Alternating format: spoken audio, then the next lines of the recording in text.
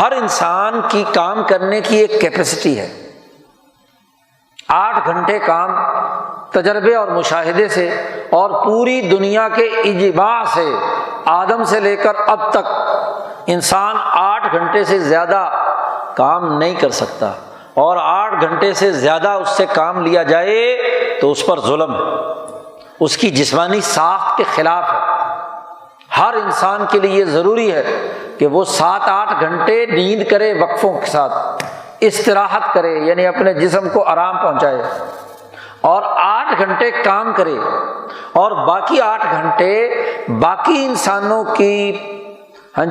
حق پرسی کے لیے، ان کی کفالت کے لیے، ان کے ساتھ اٹھنے بیٹھنے، ان کے ساتھ اپنے تعلقات کو بنانے، اور دین نے کہا کہ ان 8 گھنٹوں میں باقی 5 نمازیں بھی ہیں، یعنی خدا پرستی اور انسان دوستی کے لیے وہ کام کرے۔ اس لیے دین اسلام میں جو اصل دن ہے کام کاج کا وہ 8 گھنٹے ہے، فجر سے لے کر ظہر تک 8 گھنٹے بنتے ہیں، یہ ہے کام کاج کا وقت۔ اور باقی اوقات کے اندر ظہر، ابھی ظہر پڑی تو پھر عصر پڑی تو پھر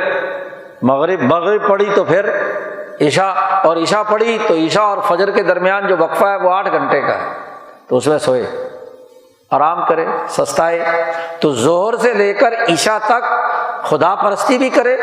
اور انسان دوستی کے کوئی کام ہے، کسی عزیز و اقارب کا، کسی بیمار پرسی کا، کسی کے ہاں جانے کا، اپنے رشتہ داروں سے گپ شپ کرنے کا، کوئی استراحت کا، وہ اس کا ٹائم۔ آپ دیکھیے کہ شریعت نے ایک سسٹم بنایا اور اس سسٹم کے تحت کام کاج ذمہ داریاں عائد کر دی۔ اب عورت وہ 8 گھنٹے سے زیادہ کام نہیں کر سکتی۔ اول میں تو عورت کی جو صلاحیت اور استطاعت ہے وہ 8 گھنٹے سے بھی کم ہے، لیکن بالفرض مان لیا جائے 8 گھنٹے، تو گھر سنبھالنا کیا بغیر کسی جاب کے ہوتا ہے؟ ذرا مرد صاحب روٹی پکا کر دکھائیں، سبزی بنائیں، چولہا جھونکیں، کام کاج کریں، کھانا بنائیں، اچھا جی بچوں کو دودھ پلائیں، اور ان کو کیا ہے ان کے باقی سارے کام کریں، تو ذرا مجموعہ ٹائم لگاؤ، 24 گھنٹے میں سے عورت کا کتنا بنا؟ 8 گھنٹے سے کہیں زیادہ۔ پھر بچے کی پرورش کرنی ہے، اور بچے کی جو نسل آنے والی ہے اس کی پرورش کے لیے اس کو وقت کی ضرورت ہے جی،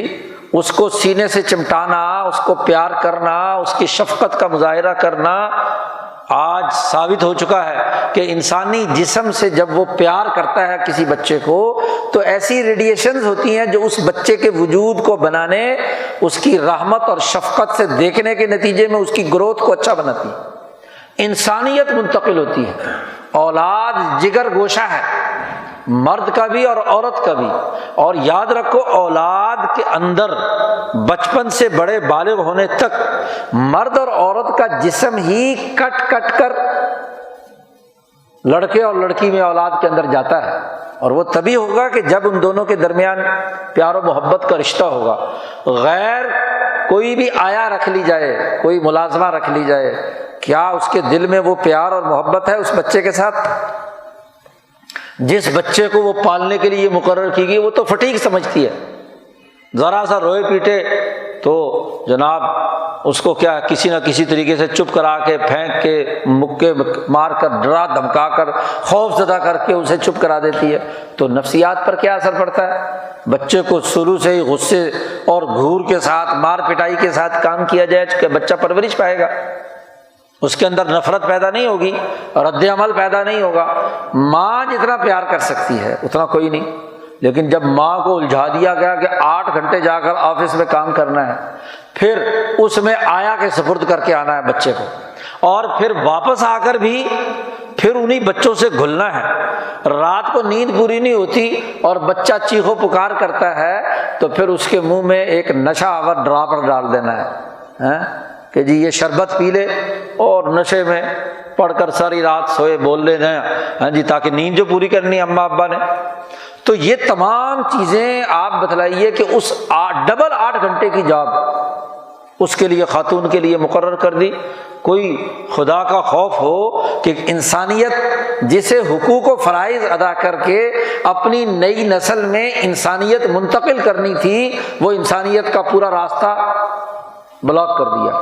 دین اسلام نے ادھر سے عورت کو ذمہ دار بنایا کہ وہ پرورش اچھی کرے، وہ خاندانی نظام اچھا بنائے، اپنے گھر کی وہ سربراہ ہے۔ المرأۃ راعیۃ علی بیت زوجہا، خاتون حکمران ہے اپنے گھر کے خاندانی نظام کو چلانے کی، اور وہاں اس کے حقوق ہیں۔